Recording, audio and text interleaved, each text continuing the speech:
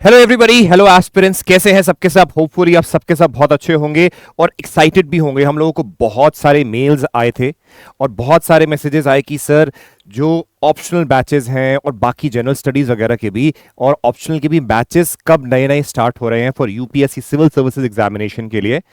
तो आपके लिए एक बहुत अच्छी गुड न्यूज़ है कि ऑप्शनल के सारे नए बैचेस जो हैं स्टार्ट हो रहे हैं 27 से।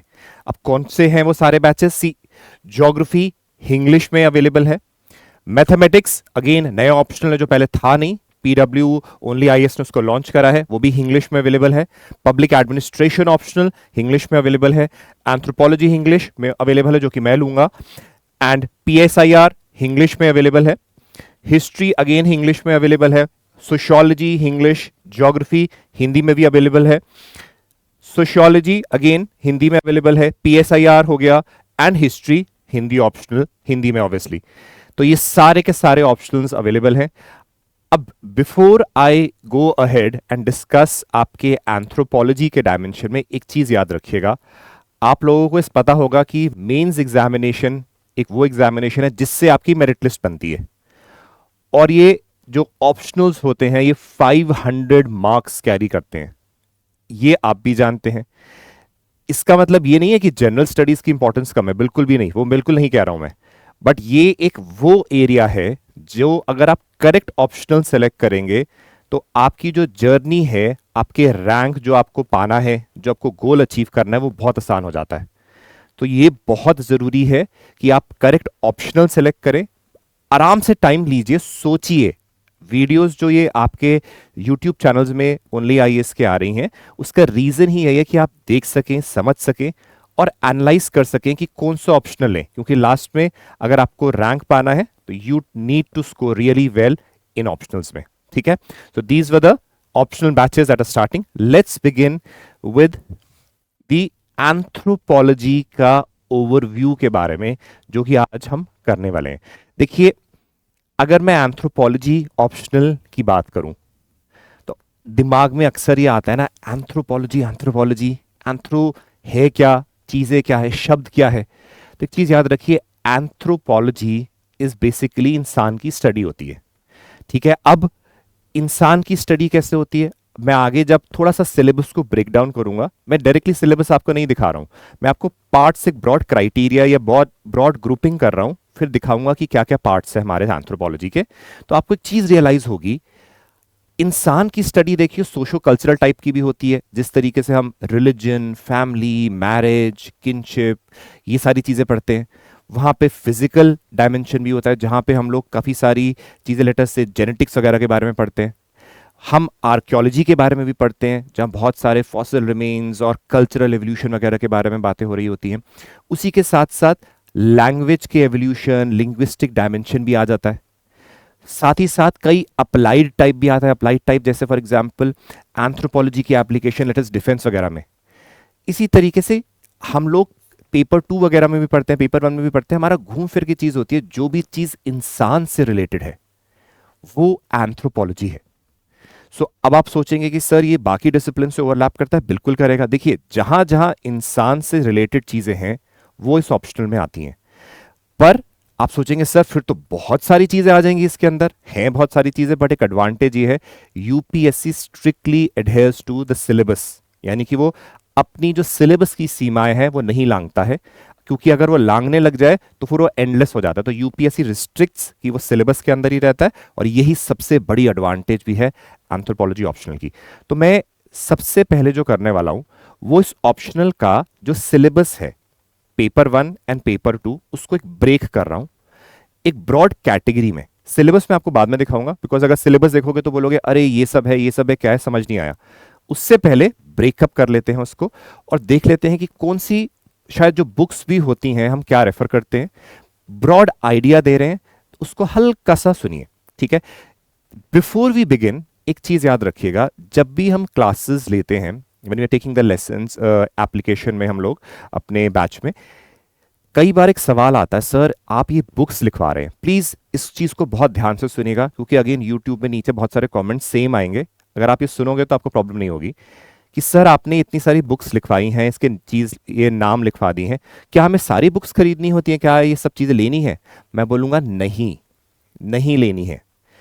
क्लास में आपको इतनी कॉम्प्रिहेंसिवली कराया जाता है कि आपको ये नहीं लेनी है। पर ये लिखवा क्यों रहे हो आप, ये बोलोगे आप। इसका रीजन ये होता है कि बच्चे ये बोलते हैं कि सर आपने क्लास में पढ़ा तो सब दिया है, अच्छी तरह से करा दिया, बट हमें बुक्स के नाम चाहिए चाहिए। It is for that reason I am mentioning the name of the books along with the syllabus. If you are taking the batch, you will not require those books because we take content from all these books, journals and everything, and we present it into you in such a way कि आपके लिए बहुत आसानी हो जाए, आपको वो tension ना हो, इतनी ज्यादा किताबों को छानना ना पड़े। क्योंकि याद रखिए, एग्जामिनेशन में स्मार्ट वर्क करना बहुत जरूरी है, खासकर जब सिलेबस बड़ा होता है। Right, so let's begin and see the dimensions of anthropology optional.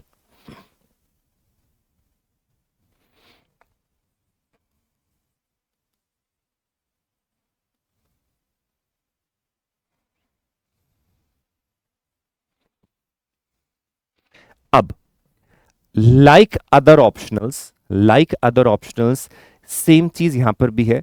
Optional में पहली बात है, दो पेपर है,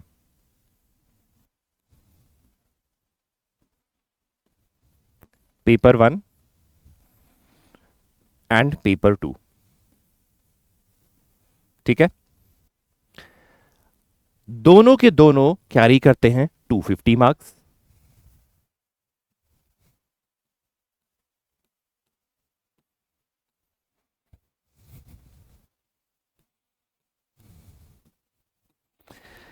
जब हम बात करते हैं इस पेपर की, लेट अस से पेपर 2 में लिख लेता हूं।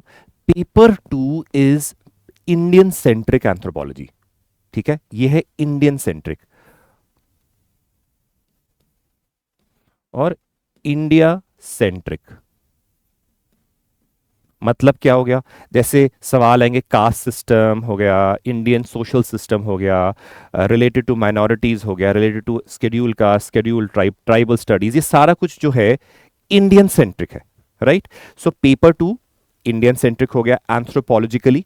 राइट, अब पेपर 1 आता है। पेपर 1 वो है जो बाकी सारे डायमेंशन जो जनरली हम पढ़ते हैं, वर्ल्ड ओवर, वर्ल्ड की एंथ्रोपोलॉजी की क्या क्या फील्ड्स हो सकती हैं, ब्रॉड पर्सपेक्टिव सभी बोलते हैं।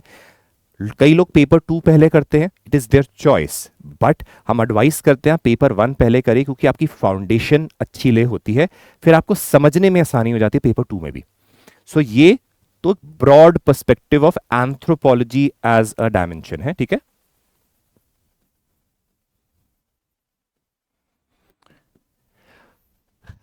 अब दोनों को थोड़ा सा तोड़ते हैं, इसके अंदर मोटा मोटा क्या सिलेबस में यूपीएससी ने दिया है। Before we go on to study the syllabus, we have to see what the syllabus broadly actually tells you और prescribes you for the examination. अब आ जाता है पेपर 1।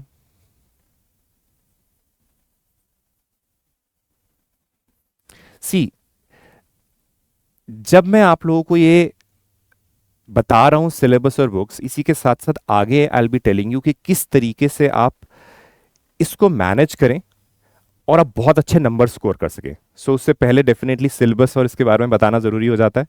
तो पर इससे पहले हल्का सा देख लेते हैं ओवरव्यू। एक चीज याद रखिएगा, अगर मैं पेपर 1 को लूं तो इसको मैं कुछ पार्ट्स में डिवाइड कर सकता हूं। ठीक है, let's see what are those parts. एक तो हो गया आपका फिजिकल,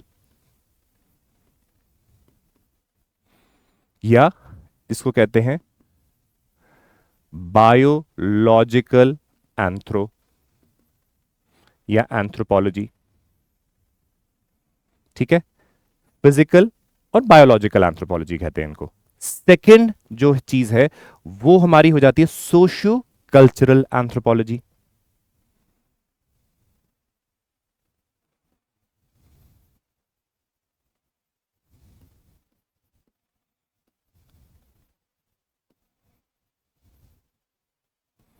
सोशियो कल्चरल एंथ्रोपोलॉजी अभी देखेंगे क्या क्या है, अभी नोट कर लीजिए सबके सब।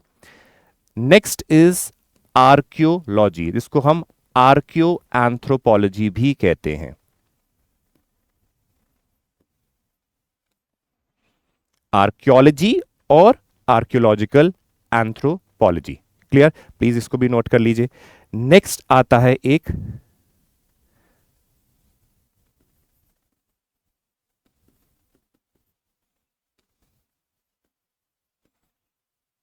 लिंग्विस्टिक एंथ्रो या लिंग्विस्टिक एंथ्रोपोलॉजी। एक जो लास्ट पार्ट है पेपर वन में वो उसकी एप्लीकेशन है, right, that is called applied anthropology.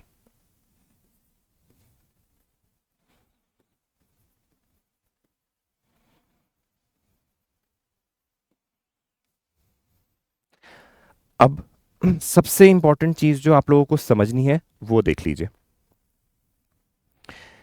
देखो, जब हम लोग पढ़ रहे होते हैं ना, जैसे इंसान के बारे में स्टडी कर रहे हो, आप पढ़ रहे हो ना कि इन्वायरमेंट का इंसान के ऊपर क्या फर्क पड़ रहा होगा, इंपैक्ट क्या हो रहा होगा, हमारी जेनेटिक्स जो है वो कैसे वर्क करती हैं, ह्यूमन ग्रोथ एंड डेवलपमेंट कैसे होता है, बहुत सारे जो फिजिकल हमारी बॉडी एलिमेंट्स उन सबसे रिलेटेड है, शरीर से रिलेटेड है, फिजिकल एंथ्रोपोलॉजी। और साथ ही साथ इन्वायरमेंट का इंट्रैक्शन भी ऑब्वियसली होता है, वो आता है आपका फिजिकल एंड बायोलॉजिकल एंथ्रोपोलॉजी में। ठीक है, बहुत सारा सिलेबस में काफी सारी चीजें हैं, बट ब्रॉडली मैंने उसको एक पार्ट में बांट दिया है, ताकि जब मैं सिलेबस भी दिखाऊंगा तो आपको एक समझ आ जाएगा कि क्या है मेजरली। क्लियर। नेक्स्ट आपका आता है सोशियो कल्चरल एंथ्रोपोलॉजी। अब आप देखेंगे, हमने बोला था कि इंसान की स्टडी है, अब इंसान की स्टडी में तो शादियां भी होती हैं, फैमिली भी होती है, साथ ही साथ आपकी रिश्तेदारी होती है। किनशिप एक वर्ड आता है, उसको सिंपल वर्ड्स तरीका समझने का, रिश्तेदारी। फिर आपकी रिलीजन, क्या आप बिलीव करते हैं, क्या आइडियोलॉजी है। एक चीज और बता दूं, रिलीजन का टॉपिक जब हम पढ़ते हैं उसमें हम लोग बहुत सारी ऐसी चीजें पढ़ते हैं जो आप लोग शायद सोचोगे अरे ये क्या हो रहा है। हम वहां पे भूत के बारे में भी पढ़ रहे होते हैं, विजार्ड के बारे में पढ़ रहे होते हैं, विचेस, चुड़ैल, ब्लैक मैजिक, ये सभी पढ़ रहे होते हैं। क्योंकि सी हो सकता है हम लोग बिलीव ना करें, बट कई ट्राइबल्स होते हैं, कई और लोग हैं जो बिलीव करते हैं, हमें एंथ्रोपोलॉजिकली वो भी स्टडी करना है, राइट। सो ये भी एक, उसको मजा भी आता है स्टडी करने में, क्योंकि हम लोग वो चीजें सुनते हैं, पढ़ते हैं जो हमें पता भी नहीं होगा। We do not know even such things are existing, and then we realize see, these elements are also existing in the society. Then economic organization, political organization की political setup कैसा है, कि कोई जैसे हम लोग बोलते हैं हम इंडिया में रह रहे हैं, हम स्टेट में है, नेशन स्टेट है, गवर्नमेंट है, लेजिस्लेचर वगैरह सब कुछ बड़ा अच्छा ऑर्गेनाइज्ड है, बट एक ट्राइबल्स जो हैं वो कैसे, वहां कौन सी अथॉरिटी है, कौन उसको रन करता है, तो वो पॉलिटिकल सिस्टम में आ जाता है। इकोनॉमिक ऑर्गेनाइजेशन, हम यहाँ पे पैसे जो होता है ना, कि कुछ खरीदना है पैसे दे दो, कुछ लेना है चलो पैसे दे दो। बट अगर आप चले जाओ उन ट्राइबल्स में जहां पैसा एग्जिस्ट ही नहीं करता है, वो कैसे एक दूसरे के साथ एक्सचेंज करते हैं, बार्टर सिस्टम अगर होता है तो कैसे होता है, क्या क्या उनके सिग्निफिकेंस है, क्या टाइप्स हैं, बहुत सारी चीजें होती हैं, ये सारी चीजें करते हैं। सो वो चीजें आती हैं आपके सोशियो कल्चरल एंथ्रोपोलॉजी में। इसी के साथ साथ सोशियो कल्चरल में आती है सोशियो कल्चरल की थ्योरीज, जो कि बहुत इंपॉर्टेंट है, वो बेसिस फॉर्म करती है सोशियो कल्चरल एंथ्रोपोलॉजी का, जो कि हम बहुत अच्छी तरह से डिटेल में करते हैं। नेक्स्ट आता है आपका आर्कियोलॉजिकल एंथ्रोपोलॉजी। अब आर्कियोलॉजी कई बार लोगों को लगता है बड़ी डिफिकल्ट है, प्रॉब्लम होती है। मैं एक चीज बता दूं, we are currently doing archaeology only in the class. उसको जितना सिंप्लीफाई हम लोग ट्राई कर रहे हैं, मैक्सिमम से मैक्सिमम एक्सटेंड तक सिंप्लीफाई कर रहे हैं। आपका एक डेमो लेक्चर भी जो है वो भी आएगा इसमें, और उस डेमो लेक्चर में आप लोग ये देखेंगे कि आर्कियोलॉजी का ही टॉपिक लिया गया है। ठीक है, आर्कियोलॉजी का टॉपिक लिया गया है, जिसमें आप लोग देखोगे कि हम लोग पेलियोलिथिक पीरियड को स्टडी करेंगे, हल्का सा, नॉट पूरा, but tools and technologies of palaeolithic, ताकि आपको एक आइडिया लग जाएगा कि किस तरीके से बेसिकली हम लोग क्लास में पढ़ाएंगे। सो इस चीज को प्लीज समझिए, आप इसको नोट कर लीजिए ब्रॉडली, क्योंकि ये बहुत जरूरी है, आपको मदद भी करेगा।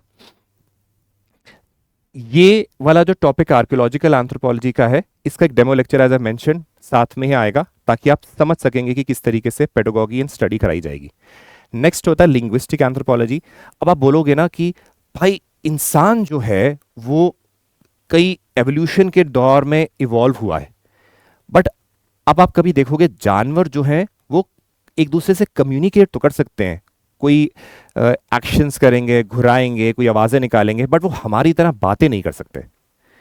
तो हम लोग फिजिकल एंथ्रोपोलॉजी से ऑब्वियसली लिंक्ड है वो चीजें, बट लिंग्विस्ट ये वाला एक टॉपिक इतना इंपॉर्टेंट है कि फिजिकल एंड कल्चरल दोनों से लिंक्ड है। जैसे फॉर एग्जाम्पल, अगर हम देखते हैं हमारे अंदर एक FOXP2 जीन मिला था, ठीक है, उस जीन की वजह से वो डिफ्रेंशिएट करता है पुराने हमारे एंसेस्टर्स से, जिनके अंदर शायद ये नहीं था। निएंडरथल्स में भी फाउंड हुआ है, तो हमें लगता है एविडेंस मिला कि शायद वो भी बोलते होंगे।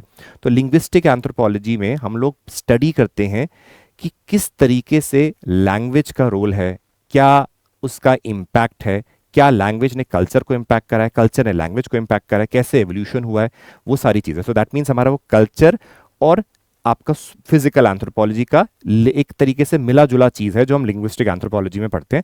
लंबा नहीं है ये टॉपिक, 2 से 3 लेक्चर्स लेते हैं, खत्म हो जाता है। Next is applied. Applied anthropology is, for example आप मुझे बताओ, हम लोगों ने बोला फिजिकल एंथ्रोपोलॉजी में जेनेटिक्स है। अब जेनेटिक्स तो हमने स्टडी कर लिया, बट आपने कभी कभार सुना है ना, जीन एडिटिंग हो रही है और बहुत सारे डीएनए सिंथेसिस के बारे में स्टडी करते हैं, अलग अलग डायमेंशंस के बारे में स्टडी करते हैं, जो नई नई टेक्नोलॉजीज आ रही हैं। अब वो क्या है, वो तो बेसिक्स हमने पढ़ लिया, उसकी एप्लीकेशन क्या होती है, वो होती है अप्लाइड में। That is applied anthropology. Similarly अलग अलग जगहों में, अब मैं आपको एक सिंपल एग्जांपल देता हूं। आप कभी भी स्टडी करोगे गाड़ियों को, या गन्स मैन्युफैक्चरर्स होते हैं, अब उनको मैन्युफैक्चरिंग करनी पड़ती है उस तरीके से कि जो इंसान जो इसको इस्तेमाल करेगा, लेट अस से गन या डिफेंस फोर्सेस में, उनको आसानी रहे, तो एंथ्रोपोलॉजिस्ट वहां भी हायर होते हैं।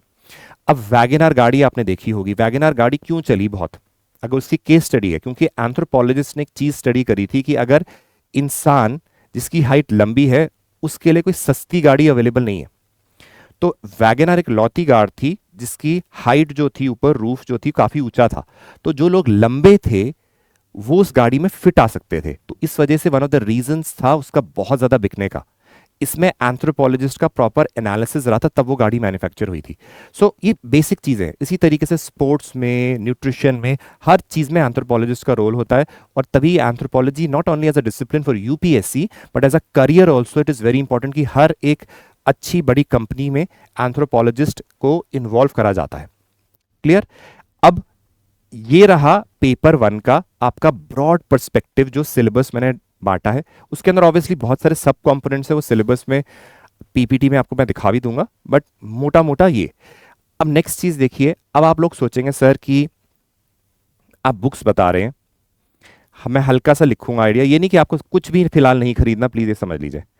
मैं वापस इसमें आऊंगा, बट एक चीज समझ लीजिए, आपको रिलाय किस पे करना है जब हम क्लासेस ले रहे होते हैं। अगर आप जब हमारी क्लास लेंगे, उसमें what happens is, in the class itself the board work that I am doing is going to be available, आपके एप्स में अवेलेबल होता है। ठीक है, तो यानी कि पीपीटीज जो होती हैं, जिस वजह से मैं ये लिख रहा हूं, ये पीपीटी अवेलेबल हो जाती है डाउनलोड कट।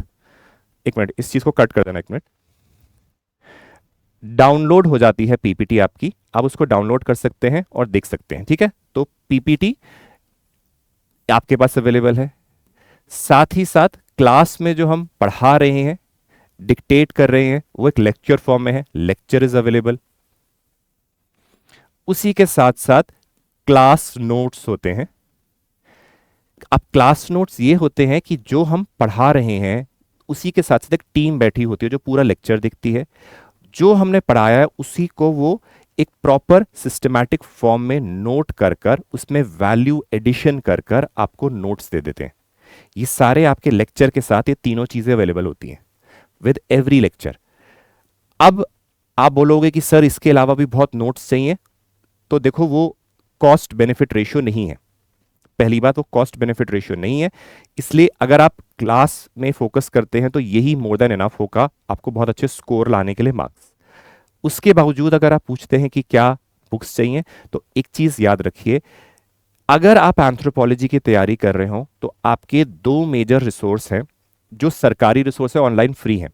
एक ईपीजी पाठशाला और इग्नू का।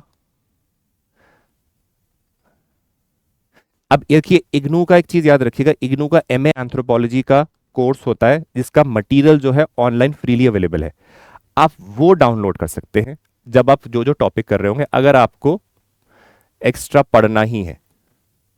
प्लीज याद रखिए, अगेन रिपीटिंग, हम लोग ये मटेरियल ऑलरेडी यूज करते हैं आपके कंटेंट में एंड एक्सप्लेनेशन में, सो आपको नहीं पढ़ना है, just because people ask, that is why we are mentioning that. Coming to respective topics, physical है बायोलॉजिकल एंथ्रोपोलॉजी में अगेन हम लोग इतनी डिटेल में क्लास में करा रहे हैं, आपको कुछ रेफर करने की जरूरत नहीं है। अगेन ये रिसोर्स सबके लिए लागू होता है। उसके बावजूद भी अगर आपको पूछना है तो कई लोग एक किताब है पीनाथ करके वो रेफर करते हैं, आपको इसको स्टार्टिंग से एंड तक नहीं पढ़ना होता, सिलेक्टेड पोर्शंस पढ़ने होते हैं। इसी के साथ साथ इग्नू एंड ईपीजी का रोल बहुत होता है, बट अगेन क्लास नोट्स और वो रेफर कर रहे हैं तो कोई जरूरत नहीं है। सोशियो कल्चरल एंथ्रोपोलॉजी, अब याद रखिए like my expertise is in anthropological theories also, तो जो थ्योरीज कराई जाती है वो इतनी डिटेल में है कि आप लोगों को कुछ रेफर करने का जरूरत नहीं होती, ठीक है। उसके बावजूद भी आपको अगर रेफर करना है तो अगेन पहली बात अगेन ये चीज ये रेफर कर सकते हैं। अब एक और किताब है हिस्ट्री ऑफ एंथ्रोपोलॉजिकल थॉट जो थ्योरीज में काम आती है।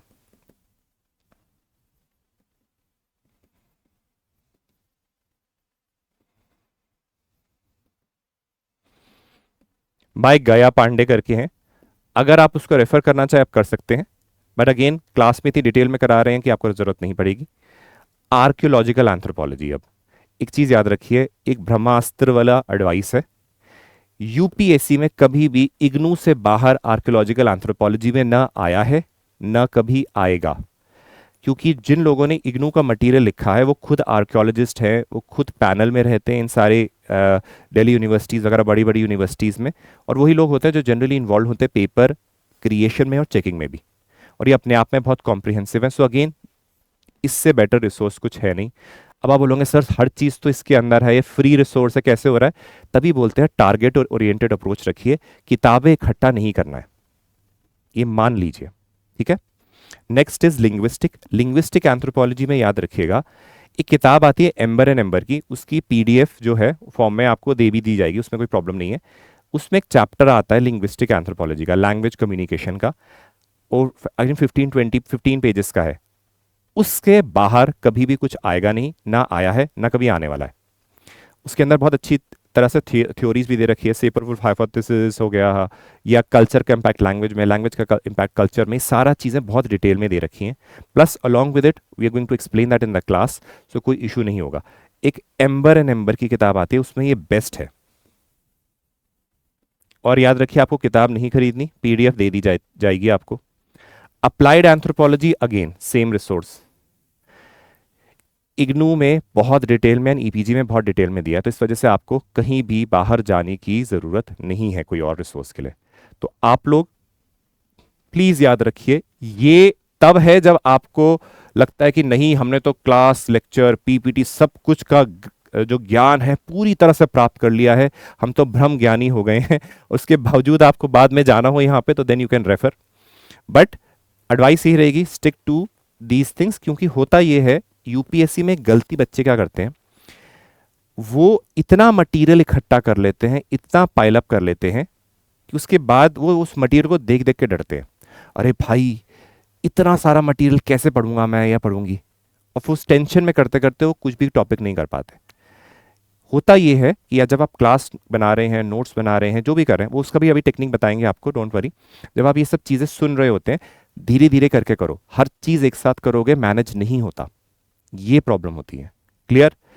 चलिए, अब क्योंकि मैंने पेपर 1 आपको बता दिया है और दिखा दिया है, तो मैं उसका एक बार ना आपको सिलेबस दिखा देता हूं। देखिए पेपर 1 में अगेन यही है, ये तो इंट्रोडक्टरी पार्ट है जहां पे क्या एंथ्रोपोलॉजी है, उसका रिलेशनशिप विद अदर डिसिप्लिन्स। अब ये देखो ब्रांचेस है जो मैंने डिस्कस करी थी, socio cultural, biological, archaeological, linguistic, ये ब्रांचेस है, उसका हल्का सा ब्रीफ एक्सप्लेनेशन। ये टॉपिक वो होता है जनरली जो आप लोगों को हमेशा लास्ट में करना चाहिए जब आप पूरा एंथ्रोपोलॉजी पढ़ लेते हैं, क्योंकि आप देखो बायोलॉजिकल या आर्कियोलॉजिकल है, यहाँ तो डेफिनेशन आएंगी क्या आर्कियोलॉजी होता है क्या होता है, बट ऑलरेडी आप डिटेल में पढ़ रहे होंगे आगे, इसलिए this topic should be done in the last. Next देखिए, अब ह्यूमन एवोल्यूशन के बारे में सवाल आता है जो फिजिकल एंथ्रोपोलॉजी से रिलेटेड है, कि कैसे क्या क्या थ्योरीज हैं, क्या क्या डायमेंशंस हैं, कैसे कैसे हम लोग अगर इवोल्यूशन की बात करें तो कैसे चीज़ें इवॉल्व हुई हैं, उसके बारे में टॉपिक है।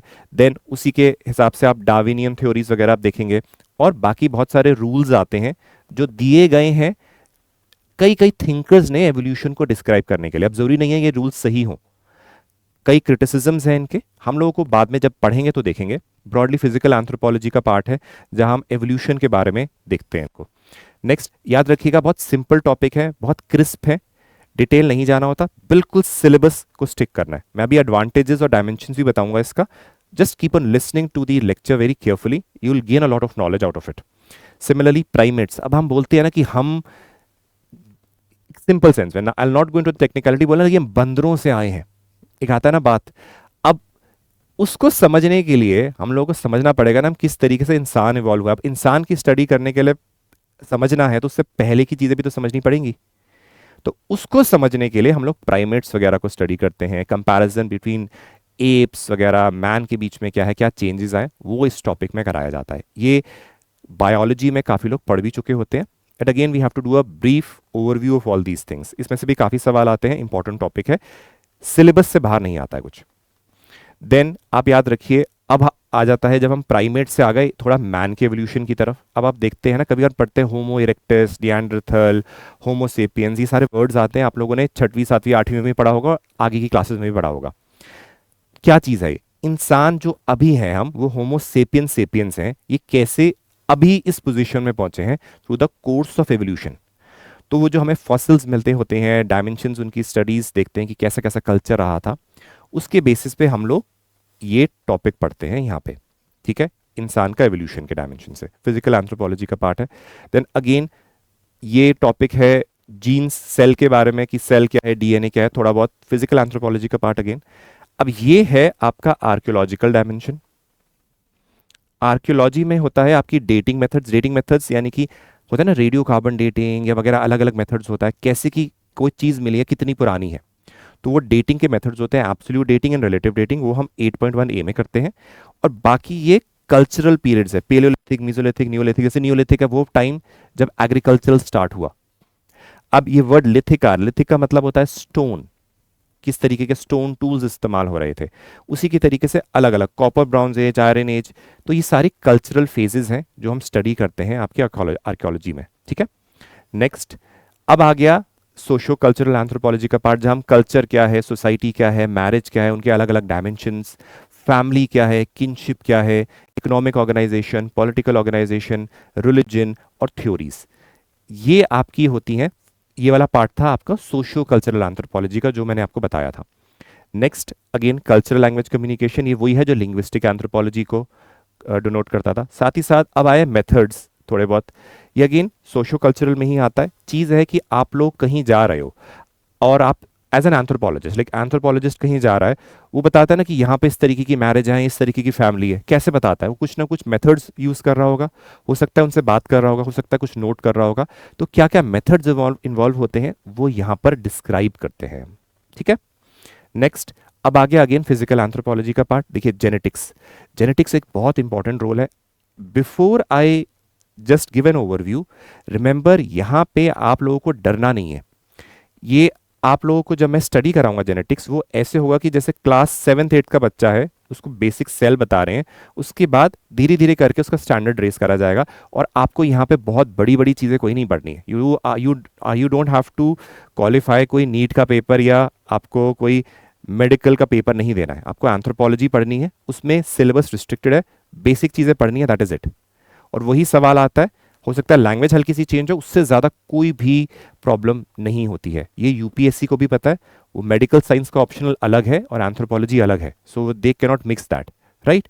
जेनेटिक्स में बेसिकली बहुत सारे मेथड्स होते हैं, मेंडेलियन जेनेटिक्स की कैसे कैसे लॉज एंड रूल्स होते हैं, म्यूटेशन, जेनेटिक लोड, अगर क्लोज कजन्स ब्रीड कर रहे होंगे तो क्या प्रॉब्लम्स होती हैं। ऑब्वियसली आप लोग जेनेटिक्स के रूल्स जो लॉज होते हैं वो भी पढ़ेंगे, तो सारी चीज़ें इसमें आ जाती हैं।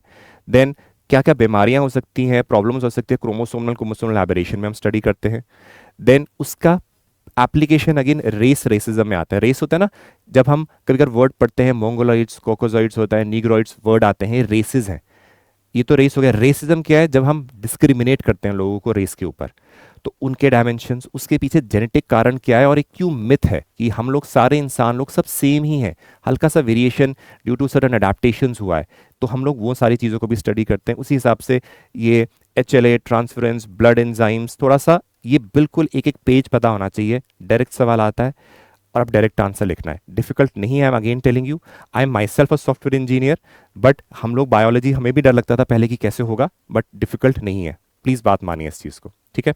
नेक्स्ट, अब आ गया इकोलॉजिकल एंथ्रोपोलॉजी की इंसान का इन्वायरमेंट में क्या रोल है, कैसे इंपैक्ट करता है इन्वायरमेंट को भी, और इन्वायरमेंट इंसान को क्या इंपैक्ट करता है, वो सारे चीजें यहाँ पे आ जाती हैं। देन एपिडेमियोलॉजिकल एंथ्रोपोलॉजी, यानी कि डिजीजेस की स्टडी। अब देखना, कोरोना देखा था ना, एपिडेमियोलॉजिस्ट का रोल कितना बढ़ गया था कि किस तरीके से डिजीज स्प्रेड हो सकती है, क्या हो सकता है, तो वो सारा एंथ्रोपोलॉजिस्ट ही थे। तो डिजीजेस की स्टडी भी यहाँ पे एक टॉपिक है, इंपॉर्टेंट है, खासकर पोस्ट कोरोना टाइम्स में। Next, human growth and development. आपकी स्टेज होती है ना, पहले बच्चे, छोटे से बच्चे, बच्चे पैदा होने से पहले की स्टेज, जब वूम में होते हैं, कैसे बड़े होते हैं, करते करते करते बूढ़े होते हैं और फिर मर जाते हैं, राइट। तो इसकी थ्योरीज भी होती हैं, इसका एनालिसिस भी होता है, उसकी डायमेंशन स्टेजेस को स्टडी करते हैं हम लोग यहाँ पे। Next is relevance, menarche, menopause, menstruation के बारे में, और साथ ही साथ ये वाला पार्ट आपका आता है अप्लाइड एंथ्रोपोलॉजी का, ठीक है। ये इसको कहते हैं अप्लाइड, जिसमें हम अलग अलग जगहों में एंथ्रोपोलॉजी की एप्लीकेशन देखते हैं। अब प्लीज याद रखिएगा, ये रहा आपका पेपर वन। अब पेपर वन आपने जब देख लिया है, इसको प्लीज ध्यान से समझ लीजिए, आपको कोई भी चीज एक्स्ट्रा करने की जरूरत नहीं है, you have to stick to what is being taught. अगर आप इसको अच्छी तरह से करेंगे तो कोई प्रॉब्लम नहीं पड़ेगी। एक चीज, नेक्स्ट में अगेन पेपर टू का ओवरव्यू दे देता हूं अभी। पेपर टू में क्या है देख लीजिए।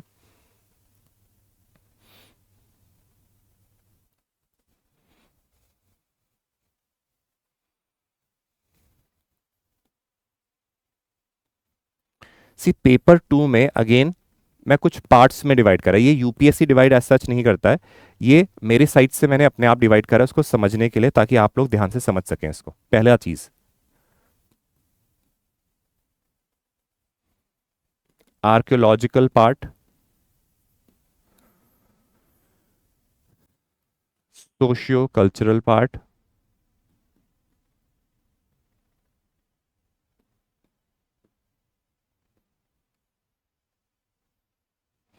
ठीक है। अब नेक्स्ट इज ट्राइबल पार्ट,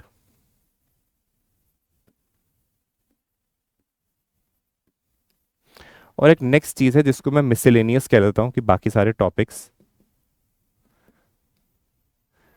की जो अदर्स, और you can mention other topics.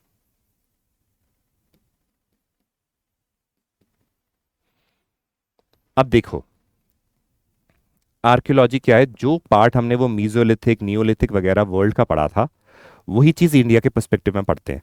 एक चीज याद रखिएगा, archaeology paper one paper two को अलग नहीं करते, साथ में ही पढ़ाया जाता है। तो इसलिए जब वो पेपर वन का पढ़ा रहे होंगे तो पेपर टू का साथ में कवर हो जाएगा। तो वो पार्ट आता है आपका इंडिया के पर्सपेक्टिव में। सेकेंड आता है सोशो कल्चरल, आप कभी पढ़ते हैं ना, कास्ट सिस्टम क्या है, पुरुषार्था क्या है, सारे डायमेंशन आते हैं। विलेज स्टडीज, इंडिया के पर्सपेक्टिव में सोशो कल्चरल पार्ट क्या है, वो आता है आपका आपके पेपर टू में, बेसिकली यहाँ पे सोशो कल्चरल पार्ट में। नेक्स्ट आता है ट्राइबल। अब ये बहुत बहुत बहुत इंपॉर्टेंट पार्ट है। ट्राइबल बहुत डिटेल में कराया जाता है, ट्राइबल स्टडीज, ट्राइबल्स के कल्चर्स, प्रैक्टिसेस वगैरह सब कुछ, तो वो आएगा आपके ट्राइबल में। अब नेक्स्ट इज अदर टॉपिक्स, जैसे कई टॉपिक्स हैं, जैसे हम बोलते हैं माइनॉरिटीज़ का topic, we study schedule caste, schedule tribes, उनके impact on reservation, socio economic condition. तो वो जो कुछ बाकी टॉपिक्स हैं उनको हमने डाल दिया अदर टॉपिक्स में, ठीक है, वो भी इंपॉर्टेंट है। अब हल्का सा दोबारा से इसको देख लेते हैं कि बुक्स वगैरह के पर्सपेक्टिव में क्या है। अगेन मैं रिपीट कर रहा हूं, ईपीजी पाठशाला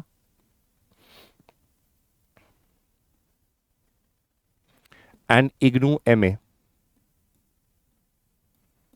इससे इंपॉर्टेंट रिसोर्स कुछ भी नहीं है, इससे इंपॉर्टेंट रिसोर्स कुछ नहीं है। ऑब्वियसली द क्लास नोट्स तो ऑब्वियसली मेजर चीज है, बट अगेन प्रॉब्लम क्या होती है, ये इतने वाइड हैं कि आप लोग खुद बैठ के स्टडी नहीं कर सकते, पता ही नहीं लगेगा क्या करना है। तो इस वजह से जो क्लास में बता रहे होते हैं वो सब कुछ वो है जो इंपॉर्टेंट है, और उसको ब्रीफ में करा होता है और समझाया जाता है ताकि आप समझ सकें उसको, ठीक है। तो इसलिए बता तो दिया है क्या है, but stick to what is being taught in the class. So you have to focus again on the lectures जो क्लास में होता है, PPT and the class notes. These are the brahmastra which we do in the class, right. अब आप बोलोगे कि archaeology के लिए पार्ट, अगेन वही इग्नू एंड ईपीजी वाला पार्ट था जो पेपर 1 में कर रहे होंगे, वही करना है, कुछ एक्स्ट्रा करने की बिल्कुल भी जरूरत नहीं है। कई बार लोग बोलते हैं कि इस सोशो कल्चरल पार्ट में क्या पढ़ें। एक किताब आती है Indian anthropology by Nadeem Hasnain, कई लोग उसको रेफर करते हैं। Again I won't call it one of the best book, it is a book which you can refer. It is not कि उसमें कोई बहुत बहुत ज़्यादा डिटेल में कुछ चीज़ें दी हैं, ऐसा नहीं है, क्योंकि बट ये है कि फिलहाल वो ठीक है, एक बुक है। So that is the thing, Indian anthropology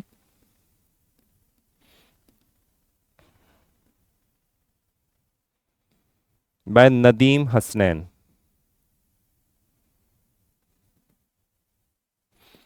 right.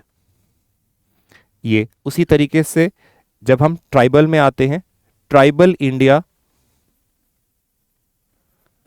Tribal India by Nadeem Hasnain. Other topics के लिए तो क्लास में करा रहे हैं, ठीक है। सो यही मेजर रिसोर्स है। एक चीज याद रखिएगा, पीडब्ल्यू एंथ्रोपोलॉजी के लिए बुक्स लॉन्च कर रहा है, विद इन 1.5 मंथ्स के आसपास वो लॉन्च होंगी। I am myself the author of that, PW is a publisher. तो उसमें हर चीज़ ऑलरेडी हम बहुत कॉम्प्रिहेंसिवली स्टडी कर लेंगे और बता देंगे, ताकि आप लोगों को बाकी भी कुछ कभी रेफर करने की जरूरत पड़े ना, क्योंकि वो इतने आप में इतना कॉम्प्रिहेंसिव होगा। क्लियर। अब अब चीज आती है कि हम लोगों ने इसको टॉपिक को देख लिया है कि क्या ब्रॉड पार्ट है और क्या रिसोर्सेज हो सकते हैं। अब हल्का सा सिलेबस जो है वो रेफर कर लेते हैं कि पेपर 2 में क्या है।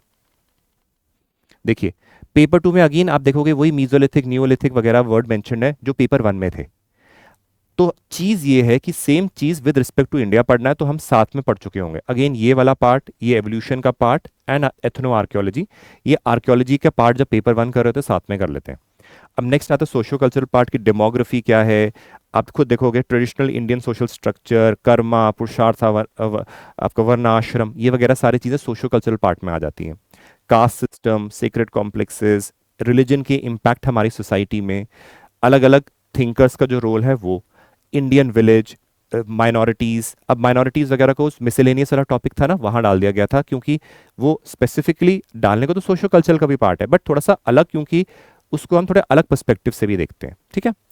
अब बहुत सारे प्रोसेसेस, संस्कृताइजेशन, वेस्टर्नाइजेशन, मॉडर्नाइजेशन, ये सारे के सारे अगेन सोशो कल्चरल पार्ट है के इंटीग्रल इंग्रेडिएंट से बार बार सवाल आते हैं। अब 6.1 से ट्राइबल इंडिया स्टार्ट हो जाता है। ट्राइबल इंडिया में बेसिकली, ट्राइबल इंडिया में ट्राइबल्स की क्या कैरेक्टरिस्टिक्स है, उनके टाइप्स, उनके डिस्ट्रीब्यूशंस, उनके इश्यूज क्या क्या हैं वो सारे, और साथ ही साथ डेवलपमेंट का क्या इम्पैक्ट होता है, स्केड्यूल कास्ट, उनके एक्सप्लॉयटेशन, उनके प्रॉब्लम्स, मॉडर्न डेमोक्रेटिक इंस्टीट्यूशंस का ट्राइबल इंडिया में क्या इम्पैक्ट पड़ा है, जैसे पीसा वगैरह के बारे में हम स्टडी करते हैं, उनका क्या इम्पैक्ट हुआ है। देन एथनिसिटी के ऊपर सवाल बार बार आता है, एथनिसिटी क्या है, कैसे एथनिक कॉन्फ्लिक्ट्स हो सकते हैं, वो बहुत सारी चीज़ें आ जाती हैं उसमें। अगेन अलग अलग रिलीजन्स का क्या इम्पैक्ट रहा है ट्राइबल्स की सोसाइटीज़ में। तो ये मोटा मोटा आपका पार्ट है। अगेन ट्राइबल एडमिनिस्ट्रेशन ब्रिटिशर्स से लेके अभी तक, not Britishers only, ancient time में भी क्या पर्सपेक्टिव था और अभी तक क्या है, वो सारी चीज़ें। देन एंथ्रोपोलॉजी का रोल क्या है ट्राइबल इंडिया रूरल डेवलपमेंट में, और कंट्रीब्यूशन ऑफ बाकी कम्युनलिज्म, रीजनलिज्म में एंथ्रोपोलॉजी का स्टडी करने में या उसको रिजॉल्व करने में क्या डायमेंशन होता है। तो ये है आपका पेपर 2 का पार्ट, जिसमें हम लोग बेसिकली स्टडी करते हैं सोशो कल्चरल पार्ट आपका। साथ ही साथ आपने आर्कियोलॉजिकल डायमेंशन देखा, साथ ही साथ आप लोगों ने देखा पार्ट की किस तरीके से हम लोग वो मिसलेनियस या ट्राइबल पार्ट भी देखते हैं। तो ये था मोटा मोटा। अब सवाल आता है कि जब हम एंथ्रोपोलॉजी को देखते हैं, ये ब्रॉड पर्सपेक्टिव है। अब देखो हल्का सा एक एडवांटेज देख लीजिए कि क्या फायदा है जो आपको स्कोर करने में मदद करेगा। देखिए, एंथ्रोपोलॉजी में एक बड़ी अच्छी चीजें जो है वो ये है कि यहां पे कि यहां पे आपके 500 मार्क्स के सवाल आए, ठीक है। 500 मार्क्स का है पूरा का पूरा, उसमें से मोर देन 300 मार्क्स के आसपास प्रीवियस ईयर क्वेश्चन से ही आ जाता है क्वेश्चन, डायरेक्टली और इनडायरेक्टली, ठीक है ना। थोड़ा बहुत लैंग्वेज चेंज हो सकती है, बट मोटा मोटा वही होता है। तो फायदा क्या है, PYQ centric previous year questions, तो बहुत ज्यादा एडवांटेज हो गई, PYQs है। अब सिलेबस जो है उसके बाहर नहीं आता है, सिलेबस आपका जो है उसमें स्टिक होता है, it does not go beyond the syllabus. ये नहीं है कि कोई ऑप्शंस होते हैं ना, कई बार सिलेबस में नहीं होता, पता नहीं कहीं से सवाल पूछ लेते हैं, ये चीजें एंथ्रोपोलॉजी में नहीं होती। ये ऑलरेडी सिलेबस काफी सारा है, वो सिलेबस के ऊपर ही सवाल पूछते हैं, उन्हीं से डायरेक्टली उठाते हैं सवाल। क्लियर। Next is scoring. ये याद रखिएगा, आप जानते हैं कई लोगों ने 364 तक स्कोर करा इनमें, क्योंकि ये एक ऐसा है कि ये साइंस भी है, इसमें सोशल पार्ट भी है, सोशल डायमेंशन और साइंटिफिक टेम्परामेंट, इस ऑप्शनल में दोनों का मिक्स है। तो आप लोग बहुत अच्छा स्कोर कर सकते हो अगर आप क्रिस्प आंसर्स लिखेंगे, टू द पॉइंट लिखेंगे और जो पूछा गया उसका जवाब देंगे। तो ये अगेन एक इंपॉर्टेंट पार्ट है। और एक चीज है कि आप किसी भी बैकग्राउंड के हों, चाहे वो कॉमर्स के हों, साइंस के हों, आर्ट्स के हों, आप इसको ले सकते हैं। डर होता है कभी कभार कि बायोलॉजी इसमें है, याद रखिए बायोलॉजी 10वीं लेवल की है लगभग, हल्का सा कुछ एडिशन है जो बेसिक अंडरस्टैंडिंग के लिए काफी होता है, जो आप साइंस एंड टेक्नोलॉजी में भी बेसिकली जीएस में पढ़ते हैं, उतना ही है, उससे ज्यादा नहीं है। तो इसलिए बैकग्राउंड कोई भी हो, आप कोई भी व्यक्ति इस बैकग्राउंड का ले सकता है। नेक्स्ट चीज, ये बहुत हद तक आपने देखा होगा आपकी जीएस का जो नया ट्रेंड हो रहा आ रहा है प्रीलिम्स वगैरह में, उसमें बहुत मदद करता है। अलग अलग नए नए टॉपिक्स हैं एनालिसिस में, ऑब्वियसली पेपर 1 पेपर 2 हर चीज में बहुत मददगार है, डायरेक्टली और इनडायरेक्टली। नेक्स्ट चीज कि आपको एक प्रॉब्लम हमेशा से एंथ्रोपोलॉजी में रही है कि कोई भी मटेरियल सही तरीके से नहीं मिलता था। अब वी आर प्रोवाइडिंग दैट, यहाँ पे कॉम्प्रिहेंसिवली कर रहे हैं, तो वो अगेन आप लोगों के लिए एक मेजर एडवांटेज है कि we are there to guide you, ताकि आप अच्छा स्कोर कर सके। तो एडवांटेजेस अगेन, ये बाकी ऑप्शनल से भी बहुत एडवांटेजेस सिचुएशन में आ जाता है, क्योंकि वरना एक बच्चे को लगता है ना कि कहाँ पढ़ें, क्या पढ़ें, कैसे करें। नेक्स्ट चीज है करंट अफेयर्स नहीं है इसमें, करंट अफेयर्स नहीं है इसमें। आपका इसका मतलब यह है कि अगर ट्राइबल का कोई सवाल आया, आपने जो जीएस में करंट अफेयर्स पढ़ी है वो उसमें डाल सकते हैं, बट वो डायरेक्टली करंट अफेयर का सवाल नहीं पूछेगा। ये सबसे बड़ी एडवांटेज है, वरना लोग डर जाते हैं कि कैसे मैनेज करेंगे। इसको देख लीजिए आप लोग। अब सवाल आता है कि कैसे स्कोर करें हाई मार्क्स इन सब चीज के बावजूद।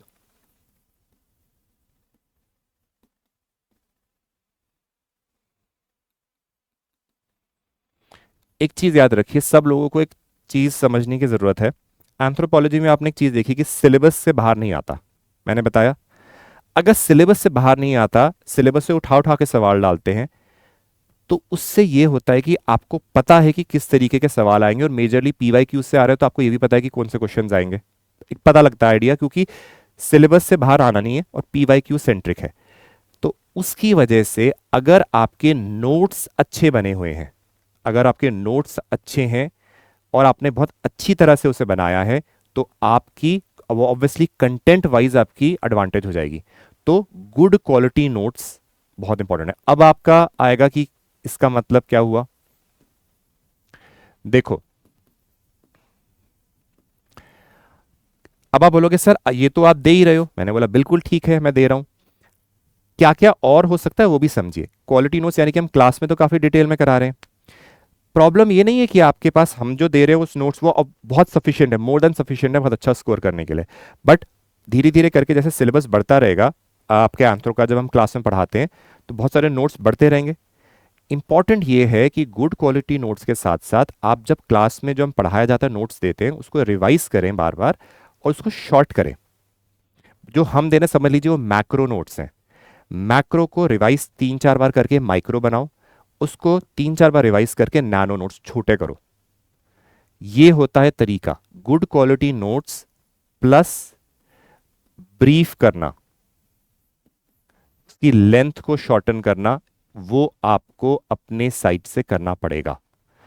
इससे क्या होगा, जब शॉर्ट हो जाएगा चीजें तो आप जब रिवाइज करोगे आपके लिए आसानी रहेगी। तो सेकेंड पॉइंट जो है वो है रिवीजन इटसेल्फ। अगर आप रिवीजन नहीं करोगे, याद नहीं रहेगा, याद नहीं रहेगा तो लिखोगे क्या, लिखो अगर लिख नहीं पाओगे तो नंबर नहीं मिलेंगे।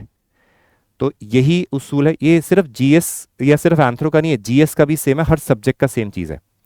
बट एंथ्रो में क्यों ज्यादा है, क्योंकि यहां पे स्कोप ऑफ क्वेश्चंस की जो टेढ़े मेढ़े क्वेश्चन बनाने होते हैं वो कम है, इसलिए एडवांटेज होती है। तो आप लोगों को रिवीजन बहुत करना है, ये इस चीज का बहुत ध्यान रखिएगा। Next is answer writing.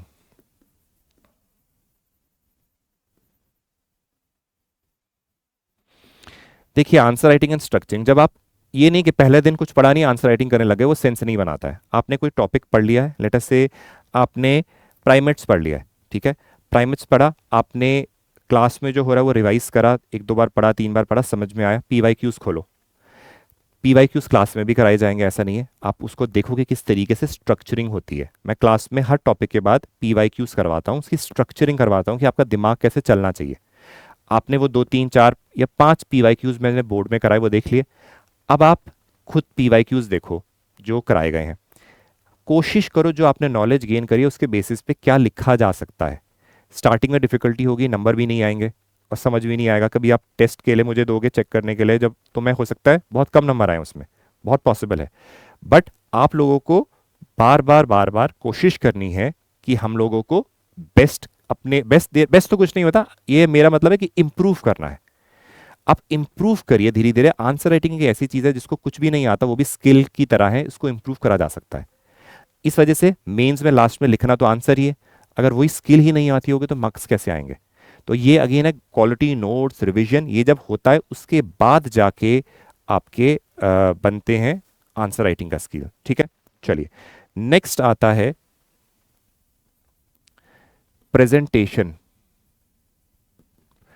अब प्रेजेंटेशन याद रखिएगा, मैप्स इस्तेमाल करना, डायग्राम्स इस्तेमाल करना, फ्लो चार्ट इस्तेमाल करना, ये सारी चीजें इंपॉर्टेंट हो जाती हैं। देखो याद रखिए, आपको अपने आंसर को बेचना है एग्जामिनर को।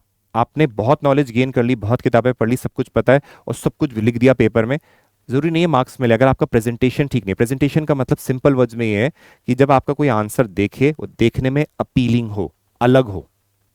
समझ में आया? जैसे फॉर एग्जाम्पल मैं पिछले लेक्चर में क्लास में middle palaeolithic period and upper palaeolithic period पर आ रहा था, तो हम लोगों ने नॉर्मल चीज करी, तो मैंने बोला देखो स्टूडेंट्स कि अगर मैं उसको कल्चरल कंस्ट्रक्ट में ले लेता हूं, समझ लीजिए 50,000 ईयर्स अगो है, 50,000 years ago, 19,000 years ago and 9,000 years ago. मैं यहाँ पे बोल रहा हूँ कि मिडिल पेलियोलिथिक पीरियड जो था उसका जो कल्चरल पीक हो रहा था वो इस टाइम पे हो रहा था, फिर वो डिक्लाइन हो रहा था। कहते हैं ना 19,000 में खत्म हो गया था, बट कंप्लीटली खत्म नहीं होता, वो धीरे धीरे तक एक्सटेंड उसका कल्चर जाता है। उसी तरीके से लेट अस से अपर पेलियोलिथिक पीरियड पीक हो रहा था बट आगे तक जा रहा था, तो यानी कि कल्चरल कनोटेशन है with time, representation of culture, ये है आपका अपर पेलियोलिथिक पीरियड और ये है मिडिल पेलियोलिथिक पीरियड। अब ये जरूरी नहीं है कि परफेक्ट डायग्राम्स हैं, ये एक ट्रेंड दिखाता है कि कब पीक कर रहे होते हैं, कैसा हो रहा था। जो चीज हम वर्ड्स में पढ़ते हैं उसको हम ग्राफिकल फॉर्म में या ग्राफ फॉर्म में रिप्रेजेंट कर देते हैं। अब याद रखिए यही चीजें होती हैं जो आपके अलग करती हैं। मैं क्लास में कुछ भी टॉपिक करा रहा होता है, मैं मैप्स डालता रहता हूं उसमें, वो मैप सेंसस स्टडी करने के बाद उसको सिंपलिस्टिक फॉर्मेट यूज करते हैं ताकि आपके मार्क्स आ सकें। टूल्स वगैरह, डायग्राम्स जो उनके होते हैं वो सारे, फ्लो चार्ट्स वगैरह, कीप ऑन यूजिंग देम हर जगह, ताकि आप लोग उससे अपने मार्क्स इनहेंस कर सके, अपना क्वेश्चंस को एक तरीके से जो आपका प्रेजेंटेशन है वो इंप्रूव हो जाए। क्लियर? अब एक चीज याद रखिएगा, जब आप इनको स्टडी करते हैं इसके साथ साथ प्रेजेंटेशन का एक और इंग्रेडिएंट और है इसके साथ, कि आप जो लिख रहे हैं ना, जो कंटेंट में फ्लो बहुत जरूरी होता है। फ्लो कैसे?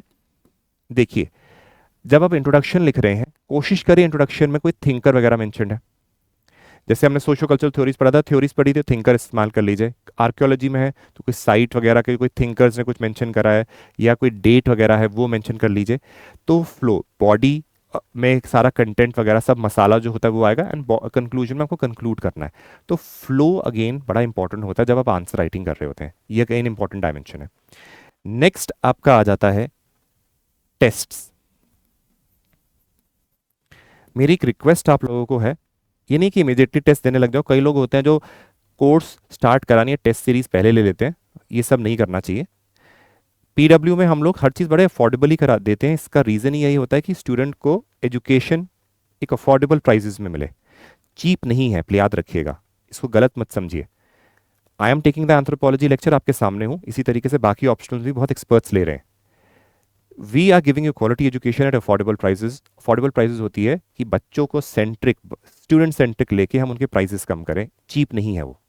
ठीक है, पहली बात। सिमिलरली टेस्ट सीरीज भी जो होती है वो इस वजह से इंपॉर्टेंट होती है कि आप जब पढ़ लेते हैं अपने आप को इवैल्यूएट करिए।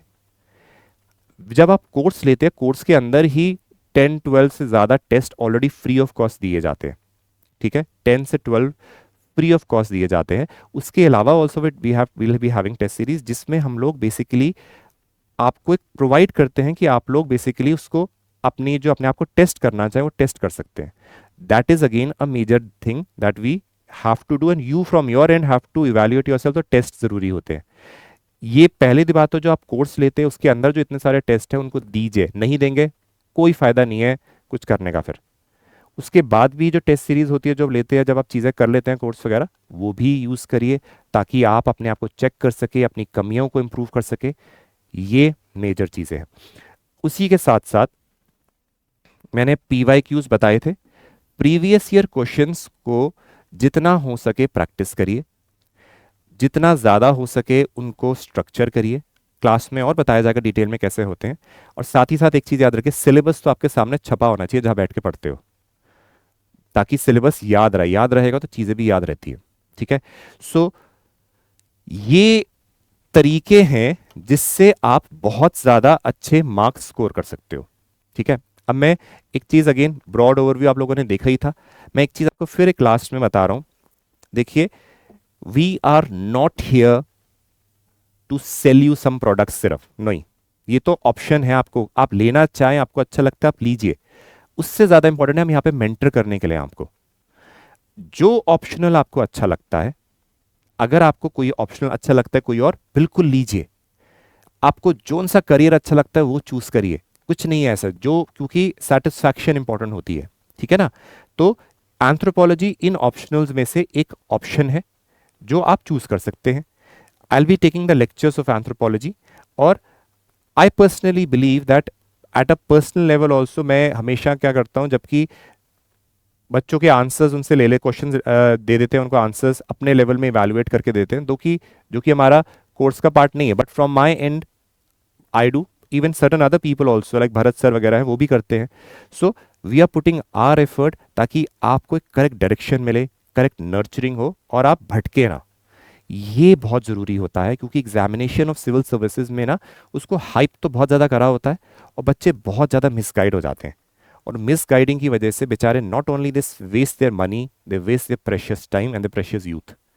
तो इस एग्जामिनेशन की तैयारी करो, फोकस से करो, टारगेट ओरिएंटेड रहो और बेस्ट यूटिलाइज करो जो रिसोर्सेज आपको मिल रही हैं। ठीक है, सो मेरा तरफ से यही है कि ऑल द बेस्ट आप लोगों को। हमारे जो बैचेस हैं सारे ऑप्शनल्स के वो 27 नवंबर से स्टार्ट हो रखे हैं। 8,999, one of the most affordable. इससे ज़्यादा affordable cheese I don't think ये कुछ हो सकती है। आपको लगता है एंथ्रोपोलॉजी ऑप्शनल अच्छा है, आप ज़रूर लीजिए। अगर आपको लगता है कोई और ऑप्शनल आपको सूट करता है, आप वो लीजिए, कोई प्रॉब्लम नहीं है। बट यही है कि अगर आपने डिसाइड करा है आपको एग्जामिनेशन की तैयारी करनी है, तो जी जान लगा के स्टडी करिए, डिस्ट्रैक्टेड नहीं रहिए, सीरियस नहीं होना है, सिंसियर रहना है और डेडिकेटेड रहना है। ये इंपॉर्टेंट है। So all the best from my side, take care and God bless.